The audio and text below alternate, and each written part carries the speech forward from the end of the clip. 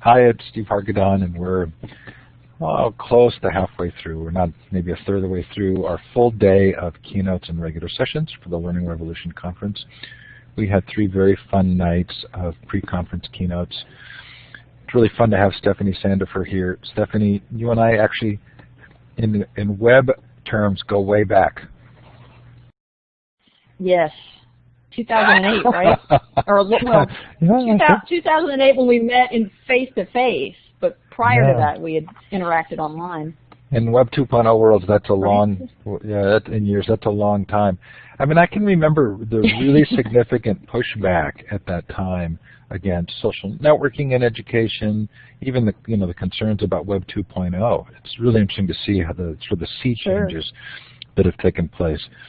Hey, thanks to ClassFlow for supporting this event and the one next week, our Reinventing the Classroom event. And thanks to Blackboard Collaborate for being such a great platform for this kind of activity. So this is quite a small crowd. Those of you who are here, okay, let's see if I can guess. I know we've got Thailand. I know we've got India. Ahmad and Dave, I'm not sure I know where you are, but look for the star to the left of the map and then click on the map.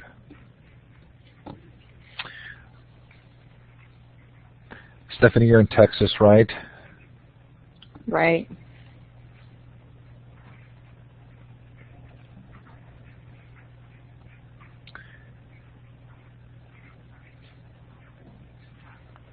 Well, thank you, Shambles and Piyush, for making this an international event. And for those of you who are listening to the recording, thanks for taking the time to do so. Stephanie, I'm going to turn the time over to you, and like I said, I'll be here to support you. And then you may have to yell for me as I prepare the next set of session rooms, but I will keep the room open. Okay, great. Good morning or good evening, everyone, whatever time it is in your area. My name is Stephanie Sandifer, and my contact information is down here at the bottom of the slide. I've got it on the next slide as well. But I just want to thank Steve again for this opportunity to talk about this project that I've been involved with for a little more than 2 years now. And this is actually my first opportunity to speak formally about it. I do want to apologize quickly for if it's distracting, I'll turn off the video, but now that I'm talking, one of my dogs has decided to come in the room. So hopefully he'll settle down when he realizes that I'm not going to interact with him. Anyway, this is my very first opportunity to talk about this beyond having informal conversations with friends and colleagues at conferences or around town as I meet with folks. So this is about combining community resources with emerging technologies and mobile technologies and all of these great and wonderful things that we talk about in education that we try to layer onto the traditional setting. And what I hope to show you today is one idea. There are many different ways that you can do this, but one idea that we have envisioned here in Houston for breaking out of the traditional paradigm. So who am I? For those of you that don't know, I know a few of you in the audience. Hi, Peggy. Good to see you in here. If you don't know me, this is where you can find me online. Twitter is probably one of the best places to touch base with me. So there's my Twitter handle. StephanieSandifer.com is my website, and my blog is at ed421.com. I'm an educator. We were having that conversation right before the session started. I do a lot of different things, but educator is kind of like the umbrella term that defines everything I do. And I've started to think about the term learning designer as well, because I do some freelance work in addition to teaching online. I did work for just over 10 years in Houston Independent School District as an educator and an administrator in a very traditional setting. But throughout my entire career in education, arts, technology, and trying to be as innovative as possible have been woven into everything that I do. Even when I worked in administration or worked as a literacy coach for a few years, I've taught face-to-face at the college level, and now that I teach online, I'm teaching at the college level, and very soon in an innovative high school that is going to be a global online high school. So all that feeds and informs what I do now. But the other big thing that that I don't want to, I've got it listed last, but it's probably one of the most important things that feeds my work as an educator now, is that I'm a mom of 3 young children. And that experience over the past 5.5 or 6 years, gosh, they're so old now, that experience has transformed my thinking about how children learn and how we all learn, because I've seen a different side of that than what I saw in the classroom with teenagers and young adults.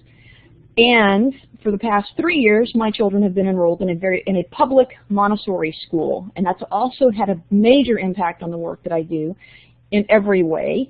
And you'll see it reflected in this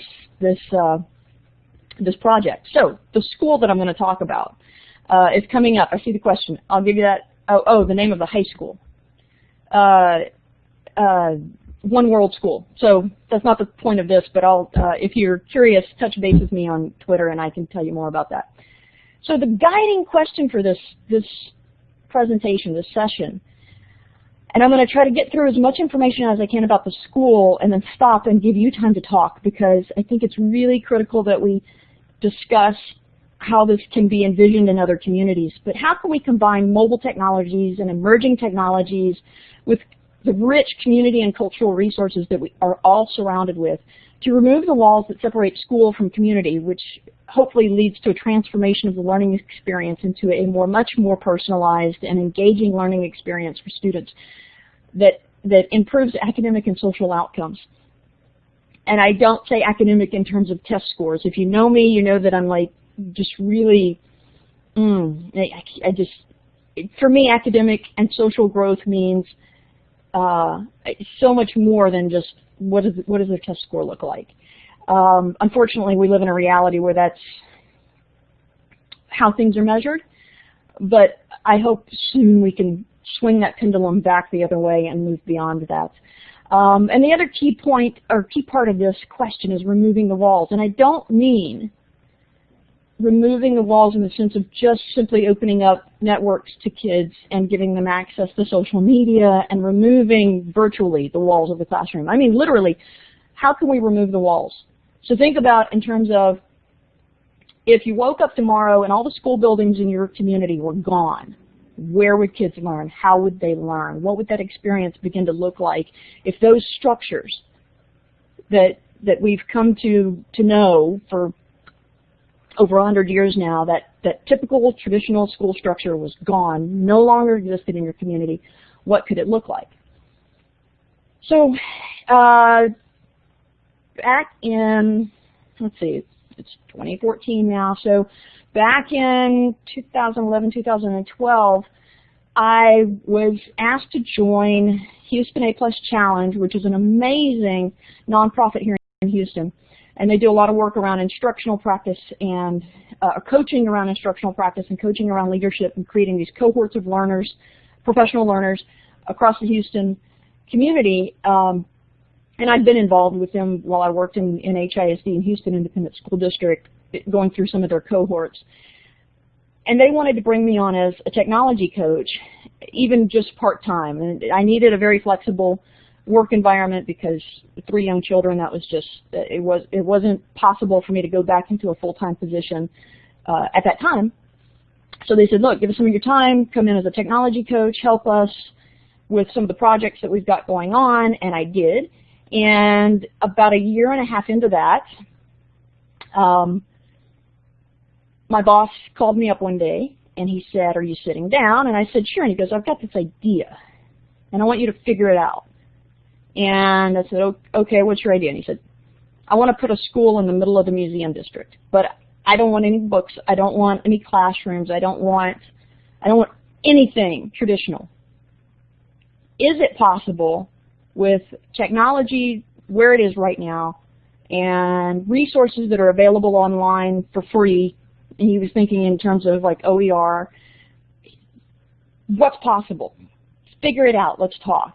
And so for the next 18 months, he and I and a few other people, including Will Richardson, who came on as an advisor,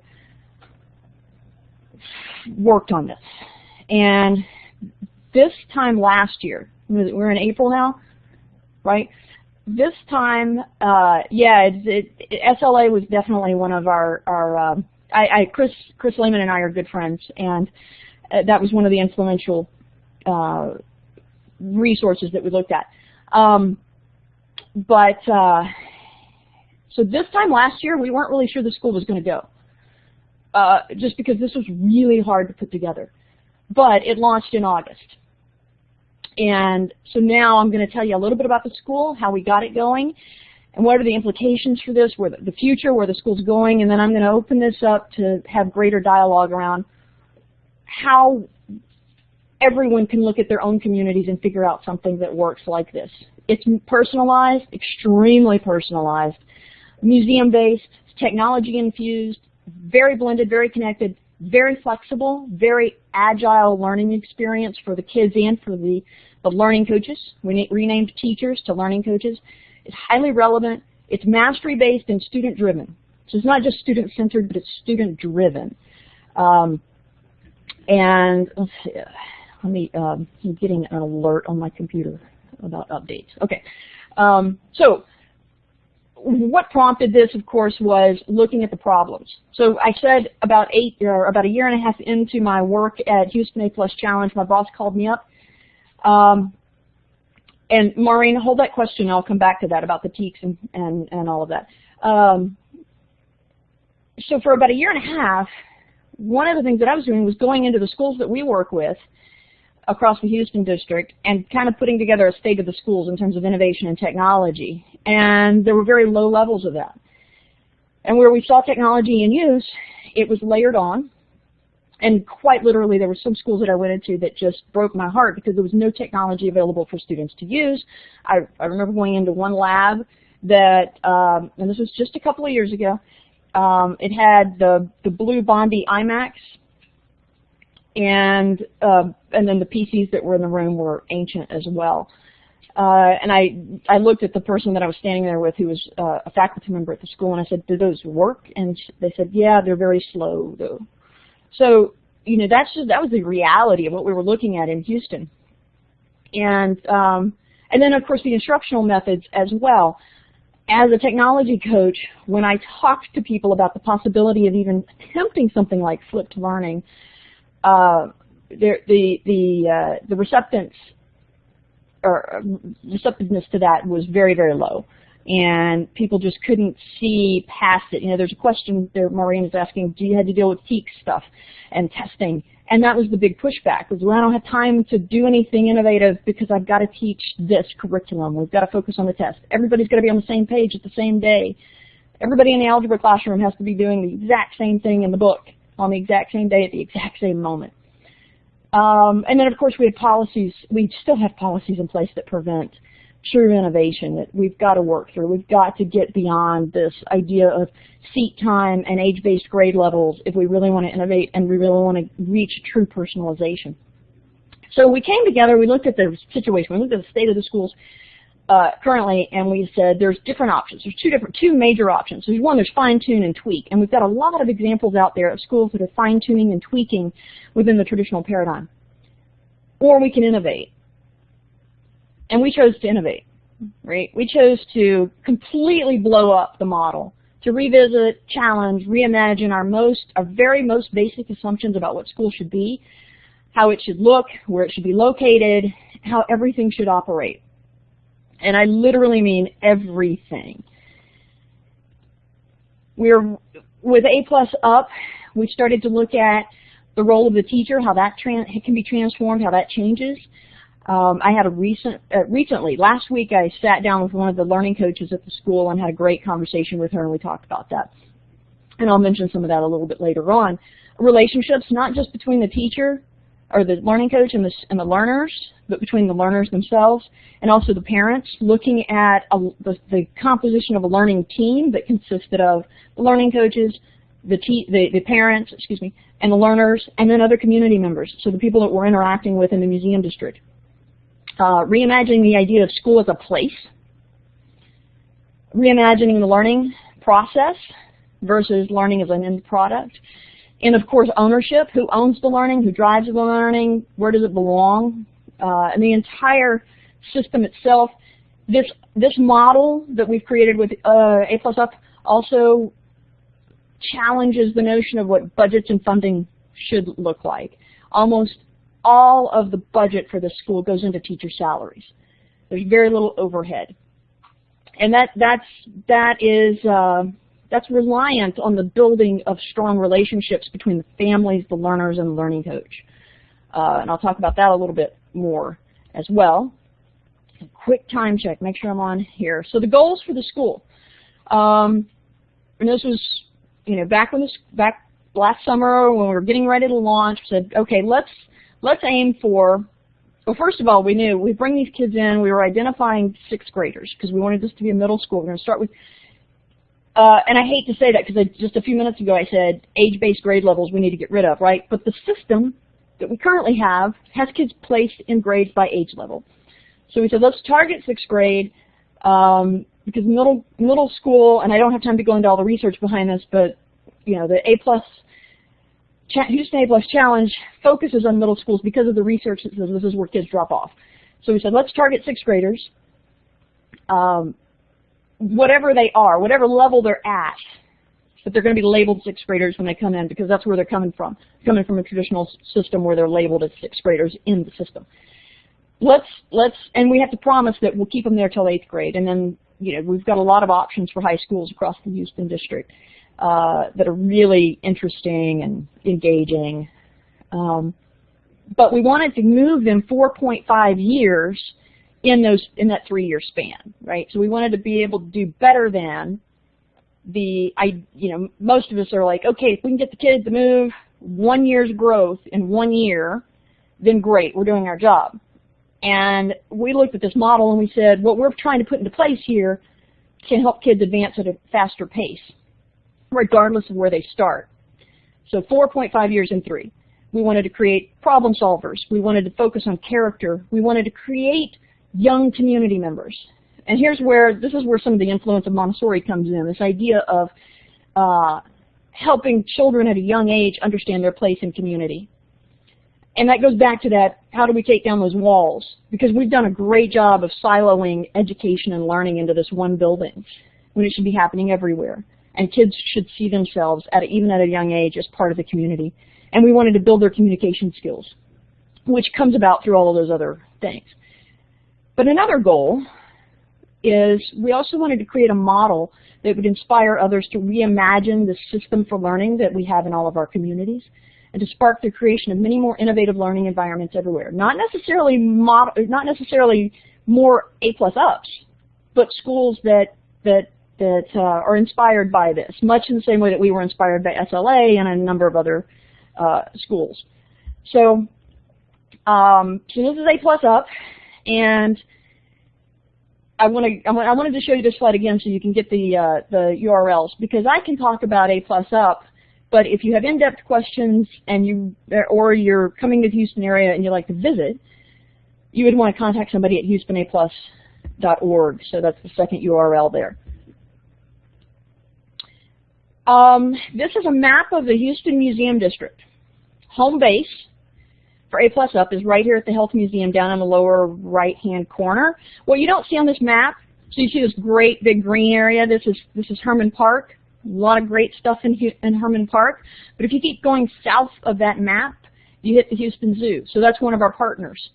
And then to the left over here, the yellow area in the lower, that's Rice University. And then if you keep going down Main Street here, you hit the Houston Medical Center, which is huge. And through our partnership with the Health Museum, there is talk of eventually trying to get kids to talk to leading surgeons and to see some of the innovative stuff that's happening in the medical center, which is amazing. Additionally, on Main Street there is the Metro Rail that runs all the way from below the medical center all the way to downtown Houston, and the kids are hopping on that on a frequent basis. And I've got some pictures, and I'll talk a little bit about what they're doing when they do that, because that's really interesting. So home base is right down here in the right-hand corner, and then you've got the museums and organizations here that are partnered with us. But really the campus is the entire city of Houston itself. So kids are moving out beyond this home base area and learning wherever, whenever, whatever makes sense for them. So here's the home base. And this leads to another question of what happens at the intersection of this mobile blended personalized learning environment and the meaningful use of community resources. So here are some numbers. What does the school look like? How did we get here? Who are the students? This is an image of the students. What is happening in this picture is one group of students is explaining to another group of students their analysis, interpretation of this artwork. So what does the school look like? And some of these numbers might be a little different now. This was at the beginning of the school year. So 0 school walls, at least 82 aligned online resources, including OER, 2 very motivated learning coaches, and they're fantastic teachers. They were really strong. One was a literacy coach, one was a math coach. And they had been teachers in the system, and then they moved into A+ as literacy and literacy and numeracy coaches, and then we pulled them into this project. 6 museum partners, 4 student learning outcomes, 1 online learning platform. They're using Edmodo. I know that question will come up. 45 Acer Aspire Chromebook laptops, and then of course they're focusing on 7 character traits throughout everything that they're learning. And who are our students? This is great. So the school itself is open enrollment, open application, open application, open enrollment. It is a private school, but we were able to secure funding at least for the first couple of years, so that students are not paying tuition. But when I talk about the future, I'll talk about the plans that eventually we want to become the school wants to establish a charter in the state of Texas so that it can be a free open enrollment public charter school.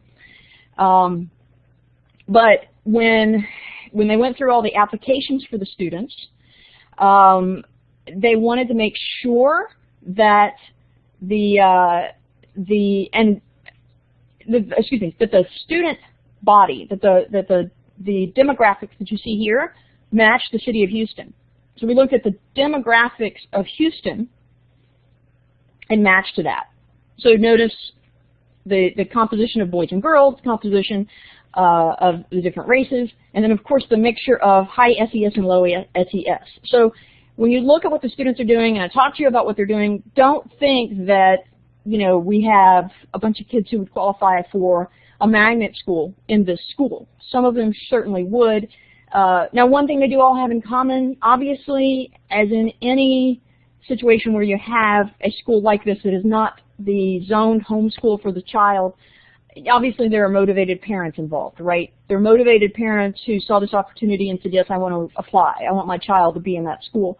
And that is something to consider. But hopefully, again, like I said, we want to inspire everyone to look at ways to innovate in their schools so that you could start to see this type of innovation in zoned schools as well.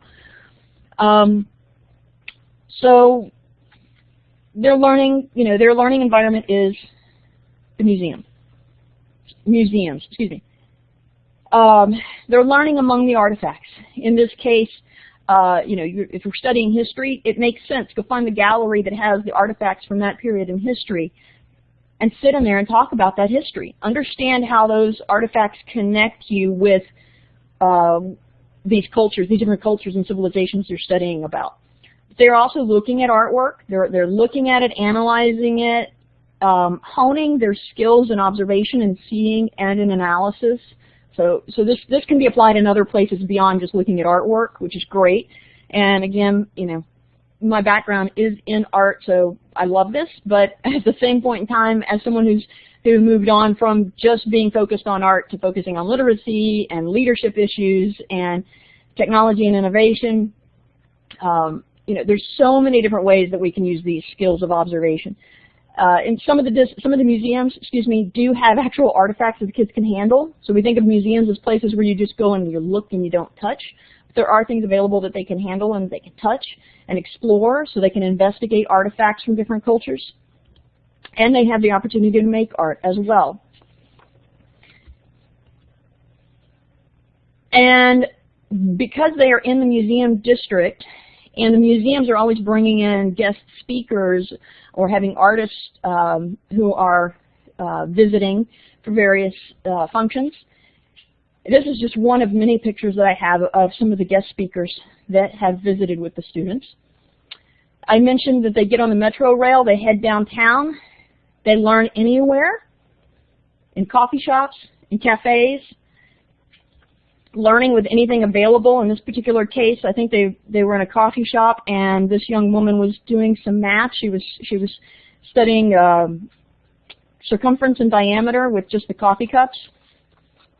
Herman Park, which I pointed out on the map, is where they go and do their what they refer to as wellness. So as long as the weather's nice, and usually here in Houston it will get a little bit hot, starting to get hot this week, unfortunately. But they go out here and they exercise. They also go over to Rice University and use the facilities there.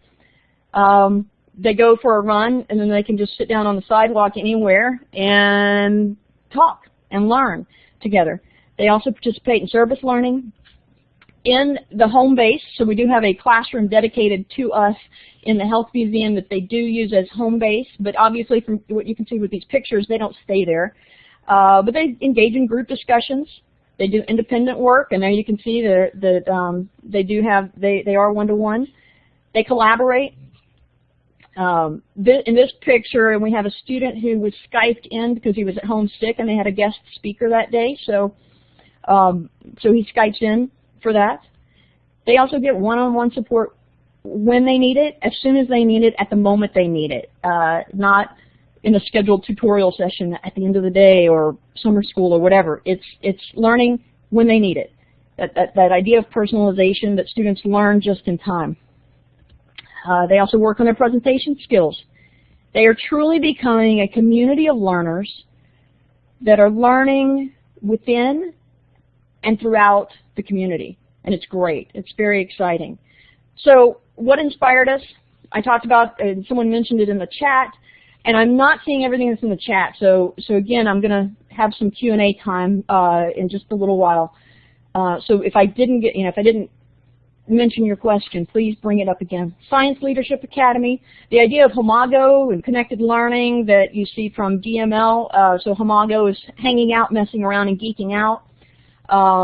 Dr. Sugata Mitra's SOUL concept, and this was last week. I took this picture last Wednesday, actually. Houston A+ Challenge brought in Dr. Mitra for a guest speaker series that they do every year. And this was some of the students from the school. So that auditorium was filled with people during his presentation, and I just got an email. I'll put it, I'll give it to Steve or something, or I'll put it on there's actually a wiki page for this session that I put together that just has the slideshow. That's on the description for this session on the Learning Revolution website. So if you go to that, you'll see a link at the bottom that'll take you to that wiki page. I'll put the link there because they posted on YouTube his talk that he gave to the audience here in Houston. And what you won't see, though, is what happened after the talk. The kids got to meet him, and he spent about 30 minutes just sitting chatting with the kids afterwards. And we had prepped the kids, or the learning teachers had prepped the kids to let them know that what he was going to talk about in the session or in the presentation was one of the things that that inspired or that influenced the design for the school. And of course, I've mentioned Montessori and Dewey. There's constructivism, connectivism. There's inquiry-based learning going on.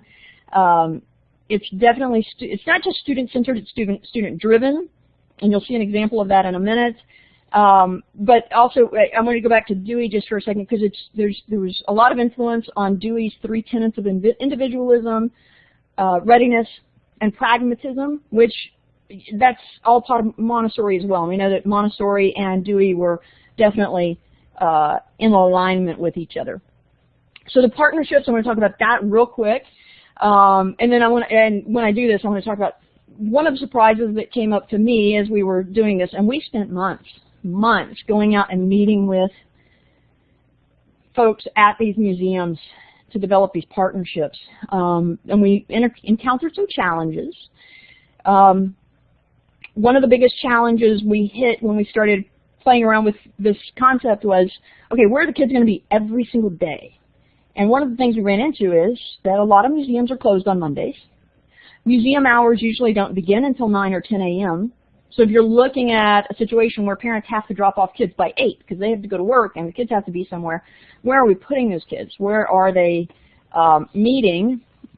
And the Health Museum really came to our rescue on that once we finally met with them. They were one of the last museums that we met with because we were really struggling with the receptiveness to this.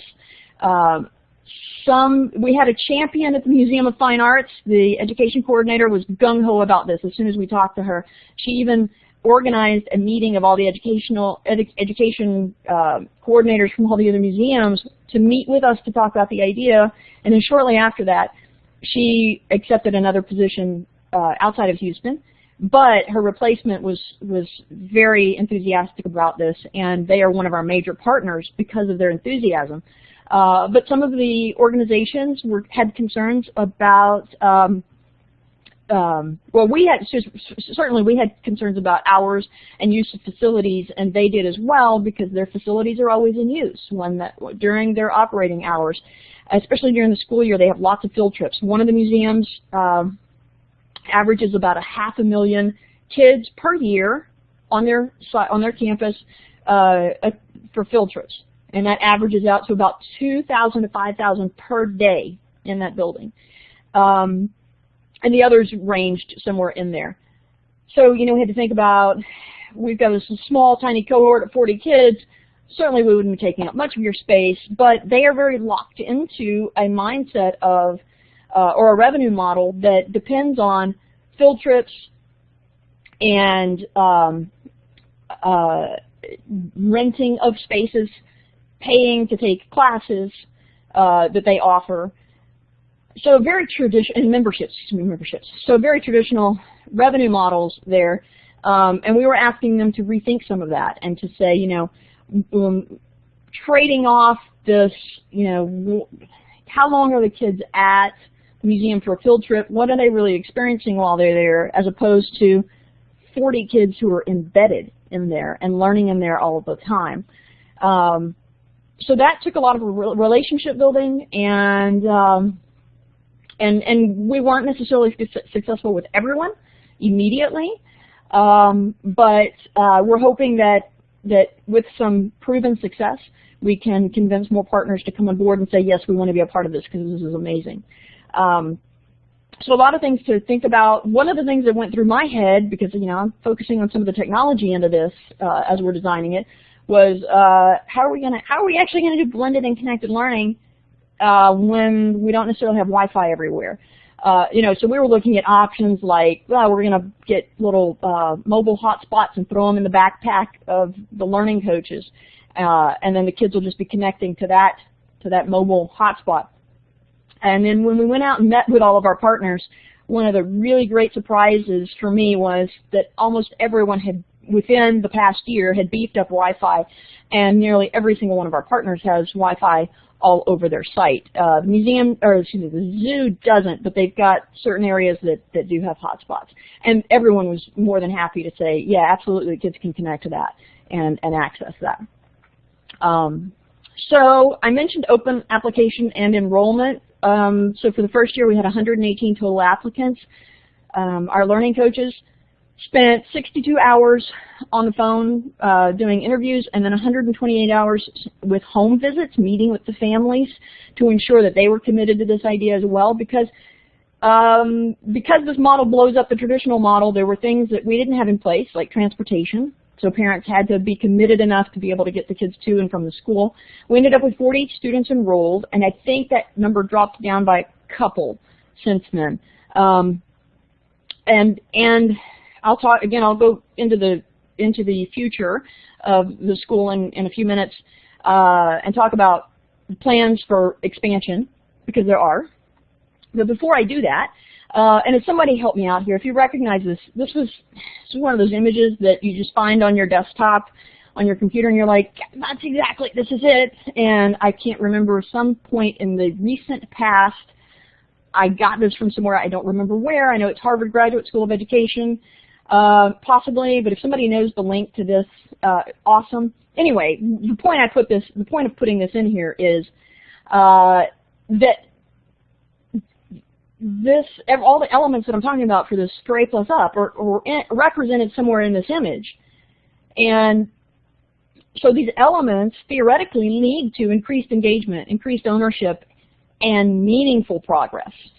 So not just higher test scores, but meaningful academic progress, right? So is that actually happening at A+ Up? Well, one thing, and I mentioned this earlier, that's a very flexible design, and this was designed when we were designing the school. One of the things I kept emphasizing was, let's not get locked into the design.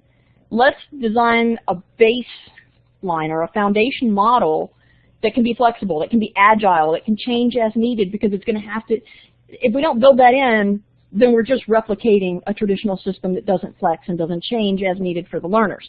So it's very agile, and what's happened is the students really have taken ownership. They've become co-creators in the learning, and the image that you see over on the right-hand side of this is a Scholarcraft. They basically have decided they wanted to gamify their learning, and the learning coaches said, all right, let's do it. So they're calling it Scholarcraft instead of Minecraft. And so they're identifying, here are our 7 character traits, here are our daily routines, here's our units of study, and I don't think Will's not in here, is he? Will would appreciate the fact that one of their units of study down at the bottom is why school. They're tracking their progress, right? I love this image. 4 big gains they've spent, and this was put together in January or February. So this is like halfway through the year. 326 hours on Rosetta Stone, 261 books finished, 17% increase in their typing accuracy, 15 months of progress in mathematics, and I'm going to talk about that again in a minute. Big moves, 68 miles walked, 46 flash mob dance moves, 8 trips on the Metro Rail, 62 active family members, and 7 community partners. I love this one, 0 worksheets. Absolutely 0 worksheets. Again, and here I'll take a moment just to talk about the technology issue. I spent hours walking around the museums with multiple devices trying to see which ones seem to be most effective at reaching, or at accessing Wi-Fi and reaching some of the resources we knew we wanted to use. And the decision was finally settled on Chromebooks. So they got those Acer Aspire books. But they use kind of like the foundational pieces are Edmodo and Google Docs or Google Drive. And they have a Google Apps account for the school. But then they also use anything and everything. Lots of OER. They use Khan Academy where it's appropriate and where they need it. But basically, the tools they use the most are those open-ended tools that can be used for creation and collaboration and communication. And that was one of the big hurdles that we ran across when we were trying to describe this concept to people, because a lot of people were like, oh, well, what are you going to buy? What math software or programs and what literacy programs and what, there's this mindset of if we're going to use technology, then we are buying a program. We're buying something that the kids are just going to log on to and go through every day. And they're going to be mindless little drones stuck with their face in the computer. And we were trying to explain to them that that's not what we're going to do. Now, they did have to get one little prepackaged thing for math just to kind of ease concerns of the parents. But they're not using that as much. You saw that some of the pictures there, and I've got another great picture that I didn't include of them out in Herman Park using measuring tape to measure off the distance of a football field and use that in some math calculations that they were doing, so they could get a sense of space as well as the actual numbers behind it. So let's talk about this math thing for a second. I saw this chart in March. I was at South by Southwest Edu and ran into executive director of A+ Up, my boss, the one who had called me up and said, hey, I've got this great idea, are you sitting down? And so we're at South by Southwest Edu and we're talking about the school, and he's giving me updates, because now I serve on the advisory board for the school. I'm no longer directly involved with the school. I should mention at the beginning, and I forgot to. I apologize for that, but for personal reasons, I had to pull away from working as many hours. So we hired on a new technology coach who's fantastic, and she can work full-time for them and be there embedded with the kids all day long. And I serve as an advisory member. But anyway, so he shows me this data, right? And they're using, and I can't remember the name of it, but I can find it if you really want to know, something that the kids can just kind of log in and do these little assessments to track their math progress. So they did a benchmark at the beginning of the year, and again, I told you the kids were labeled 6th grade. A lot of them were functioning at the 4th grade level in math, so we knew we had a lot of work to do. By January, and by January they had taken about 4 of these little assessments with this program. So what you see here, each of these red bars is an individual student, and you can see that about 2 of the students progressed a half of a year, or 3 of the students. 3 of the students progressed about a half of a year from August to January, or to February. That's expected. Another group of about 6 or so progressed a year in a half a year's time. Then you start getting into students who progressed, 5 or 6 progressed a year and a half in just a half a year's time. And then we start getting into kids who progressed 2 years in a half a year, 3 years in a half a year. Amazing. There was some other data that I saw that actually showed the grade level they started at and where they were in January. And one of these kids down here started at the 4th grade level, and by January or February he was performing at the 7th grade level. And yeah, Peggy, they're not teaching to the test. They are. The school director did do he did get certified to administer the STAR test, which is the annual standardized test that we do here in Texas. And sometime this week or next week, I can't remember, maybe they're doing it this week, they're going to take the STAR. But I asked the learning coach last week, I said, yeah, are you talking about it to him? She's like, no, we're not talking to him about the STAR at all. They're just going to take it. We're not worried about it. We're going to focus on what we're learning, and we're not going to worry about the test. And so they're going to take it, and it's just going to be whatever. Again, because they're private, they don't have to be measured by that, but they want to measure themselves by that and just to see comparison of how they're doing compared to the public school. So the key elements to this: mobile and blended, connected, personalized, it's embedded within the community, student-driven, mastery-based, flexible and agile. But the important thing about all those elements is that they all come together. They blend together to create a very unique and transformative learning experience for everyone involved, not just for the students, but for the parents and for the educators involved as well. And I asked the learning coach when I met with her last week, I said, what does it mean for you as a teacher now? You know, you worked in the traditional system for years. You're a veteran teacher. Now you're working in this environment. What does this mean for you? And she just said, you know, one of the things I've learned is that I don't know anything. Because she works at the middle school level. Yes, the question, yes, it's student-directed, student-driven. They are co-creating the learning experience as they go with their teachers.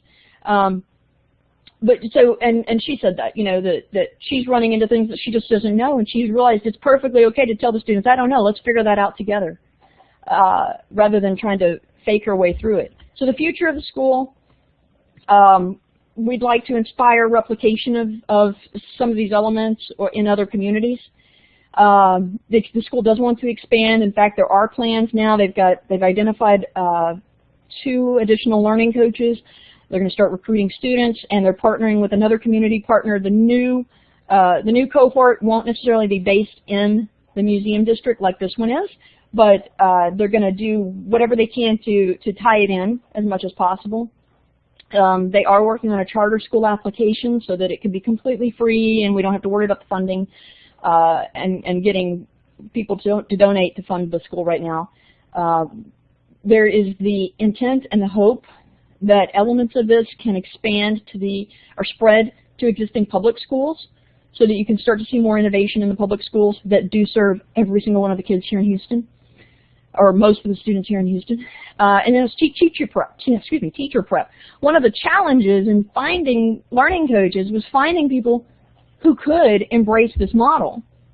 And in too many instances, we've got young teachers coming out of our teacher prep programs who aren't ready to teach in such a model. So we are hoping to become a place to partner with one of the universities and become a place where teachers can come do their student teaching. and learn in this environment, so that as the as the public schools start to move more in this direction, then they start to get teachers who are ready for it, rather than having to train them. But again, the ultimate goal in all of this, and you can see from this idea of replication, expansion, spreading to other schools, and teacher prep, is not to transform the educational experiences just for a few hundred students, but for thousands or more everywhere. So going back to that guiding question, how do we combine mobile and emerging technologies with community and cultural resources to remove the walls that separate school from community and transform this learning experience for everyone with improved outcomes for everyone? What I'd like to do now is take just a couple of minutes to allow you some time in the chat to think about these questions. So what ideas in this most resonate with you? How could you do something like this in your community? What are some of the the rich community resources that could serve as a launch pad for reimagining school in your city, your town, your region? And as you do that, I'm going to kind of be scanning here to see if I can catch on some of these questions, and then we'll go into more Q&A with everyone. Let's see. Okay, let me go back up. And again, if I missed your question, I do apologize. This is challenging to try to go back through the chat. But if you had something in there that you definitely wanted me to answer, go ahead and post it again. But what a great chat. Peggy, am I going to write a book about it? Maybe. Got a lot of other things on my plate right now. Let's see. Yes, we have a great museum district in Houston. Yes, you heard Chromebooks. And someone's mentioning, the idea of the motivated parents, getting kids to go to school if it's not a neighborhood school. We've already got a lot of inquiries from people who've heard about what's going on this year, who want to get their kids in for next year. So the interest is growing. At this point, it's just got to get that charter grant in, or application in, so that we can expand without having to worry about the money as much. And then virtual field trips to the museum. These students don't have to do that because they are there. But I'm working on a project that might do some virtual field trips to a few of the museums. So Peggy, touch base with me individually on that, either through Twitter or something, and I'll talk to you more about that, because it's not related to this school. Okay. Okay, yeah. So right now there's not a plan to do virtual field trips. I see the question came up again. But that's a great idea, and there are some possibilities around that. I would just need to kind of chat with folks and see if they're interested in doing that. How might this work in a rural environment? That's a good question. I've thought about that myself, and I think, so I grew up in a small town that doesn't have, obviously doesn't have this huge museum district, but it does have some resources. And again, literally think outside of the box. Think outside of go back, okay, so think about your rural community or your small town, and again, go back to that question I threw out at the beginning. You wake up one morning, the scenario that I mentioned, you wake up one morning and all the schools are gone. Where are those kids going to learn? How are they going to learn? What are they going to learn about? How are you going to teach them about all of the subject matter in that environment that you have? And that takes a lot of creative thinking if you don't have a museum district like Houston does, but it's not impossible. There are ways to do that, or to do some of this. And yeah, absolutely. See, that was one of the motivating.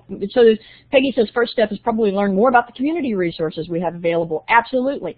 That was one of the key motivators for me, was the realization that our community resources too often do go unused, or not as utilized as much as they could be. Suspect the model would frighten most teachers around the world. Again, I mentioned some things here that threw people off, right? Well, what software package are you going to buy? Where are the kids where are they going to be?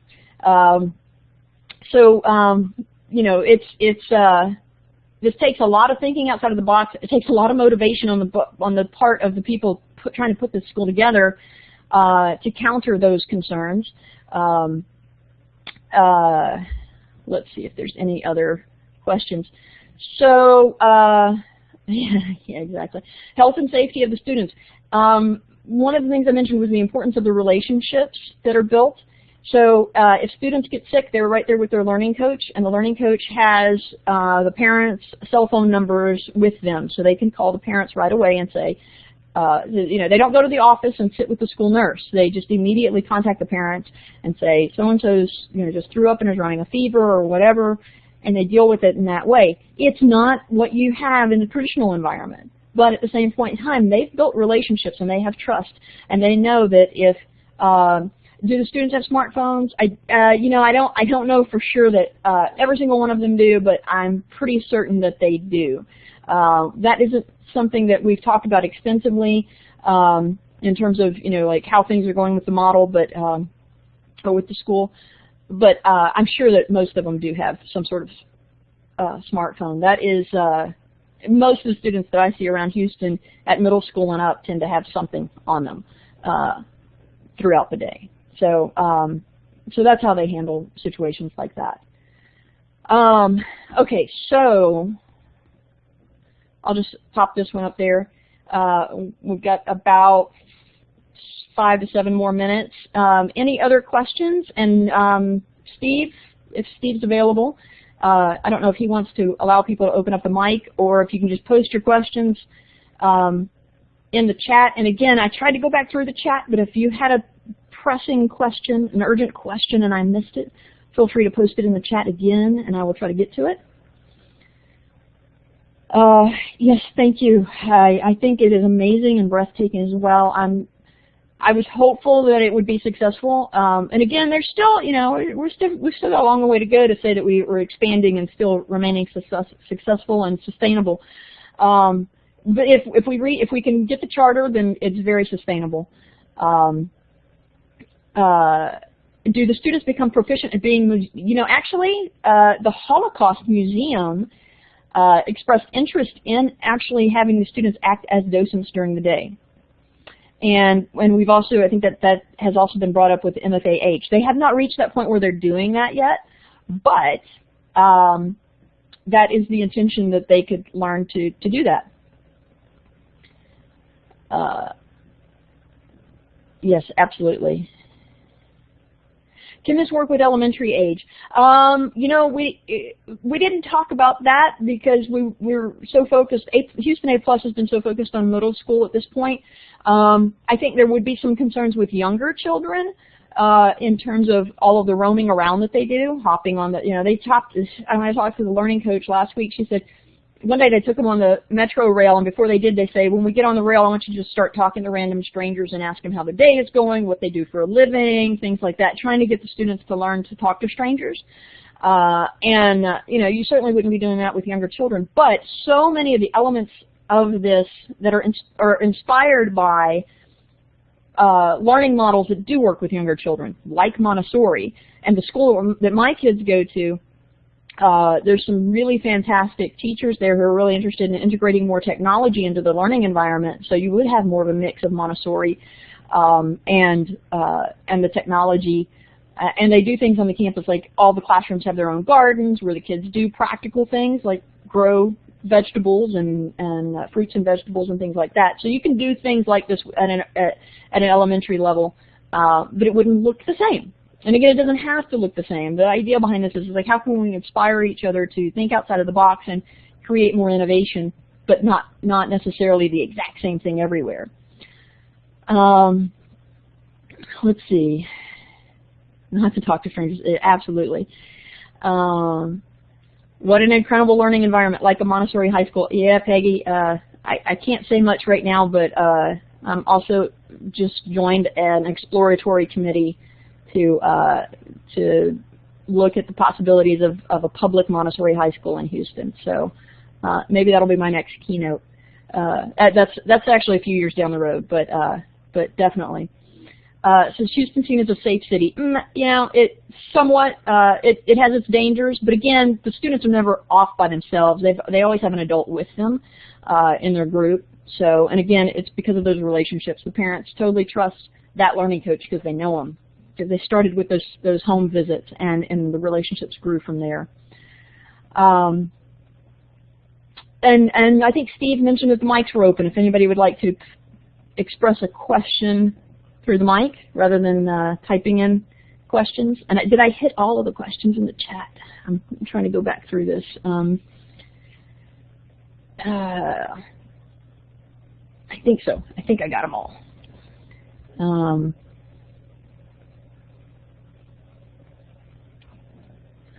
Okay, so yes. Question? Someone raised their hand. Yes.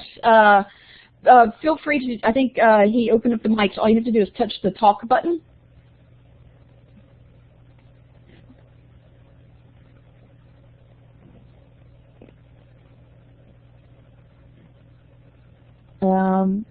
Not hearing anything. You might need to check, we're not hearing you.